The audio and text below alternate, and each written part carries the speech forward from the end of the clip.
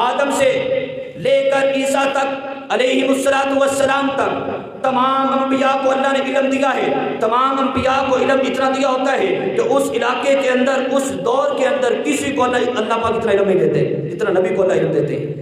تو سب سے زیادہ اس دور کے اندر اس نبی کو علم ہوتا ہے جو وقت کا نبی ہوتا ہے۔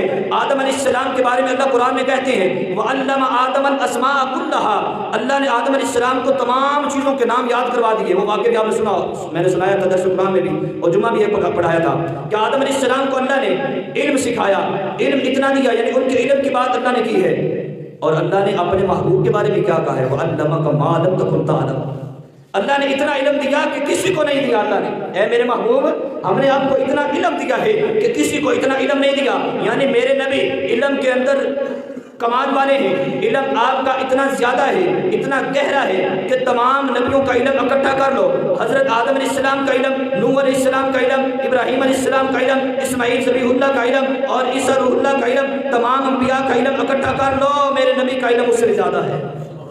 بلکہ علماء فرماتے ہیں نوح کی انابت میرے نبی کو اللہ نے دے دی، ابراہیم علیہ السلام کی سخاوت میرے نبی کو دے دی، اور حضرت یوسف کا حسن میرے نبی کے اندر، حضرت موسیٰ علیہ السلام کے کمالات میرے نبی کے اندر، حضرت عیسیٰ علیہ السلام کے معجزات میرے نبی کے اندر، یعنی تمام نبیوں کے علم کا گلدستہ بنا کر حضور کے اندر ڈال دیا ہے۔ میرے نبی کا علم بہت زیادہ ہے، یعنی اللہ نے کسی کو اتنا علم نہیں دیا۔ آتیناک الکوثر، اے میرے نبی ہم نے آپ کو علم اتنا زیادہ دیا ہے، اولین اور آخرین کا علم اللہ نے حضور کو دے دیا ہے۔ میرے پیارے نبی خود فرماتے ہیں اللہ نے مجھے اولین کا علم بھی دیا ہے، آخرین کا علم بھی دیا ہے۔ اولین سے کیا مراد ہے؟ یعنی آدم علیہ السلام سے لے کر عیسیٰ علیہ السلام تک جتنے پیغمبر آئے، جتنے علم والے آئے، جتنے علم والے، سمجھ رکھنے والے، جتنے بھی صاحب العلم آئے، ان تمام کا علم بھی میرے نبی کے پاس تھا۔ علماء فرماتے ہیں کہ حضرت آدم علیہ السلام کو اللہ نے جتنا علم دیا تھا وہ بھی حضور کو دیا ہے۔ حضرت نوح علیہ السلام کو جتنا علم دیا وہ بھی میرے نبی کے پاس موجود تھا۔ ابراہیم علیہ السلام خلیل اللہ کو جتنا علم دیا گیا وہ بھی میرے نبی کے پاس موجود تھا۔ اسماعیل ذبیح اللہ کو جتنا علم دیا گیا وہ بھی میرے نبی کے پاس موجود تھا۔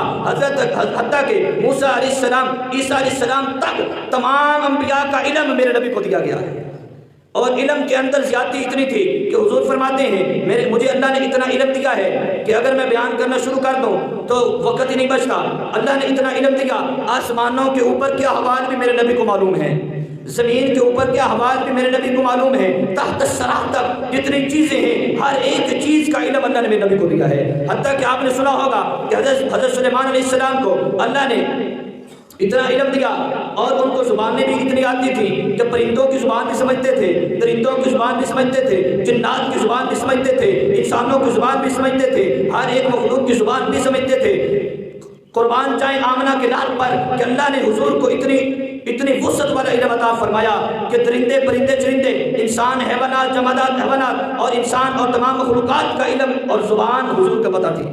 واقعات آپ نے سنے ہوں کہ وہ معجزات کا موضوع رہتا ہے کہ ایک اونٹ دوڑتا ہوا آ گیا، میرے نبی کے قدموں میں آ کے گر گیا اور کچھ اس نے منہ ہلایا، صحابہ بیٹھے تھے بڑے حیران ہوئے کہ آج یہ اونٹ کیا کر رہا ہے۔ حضور کے پاس آ کر لیٹ گیا، پیچھے سے بڑا دوڑتا ہوا آ رہا تھا، کسی کے قابو میں نہیں آ رہا تھا۔ جب حضور کے قدموں میں گرا اور کچھ منہ ہلایا، پیارے آقا صلی اللہ علیہ وسلم نے کہا اس کا مالک کہاں ہے؟ اس کو بلاؤ۔ مالک کو لایا گیا، حضور نے فرمایا یہ اونٹ تیری شکایت کر رہا ہے۔ تو جانوروں کی زبان بھی میرے نبی کو پتہ تھی۔ میں مختصر کروں کہ میرے نبی کا علم سب سے زیادہ تھا، میرے نبی کے پاس اولین اور آخرین کا علم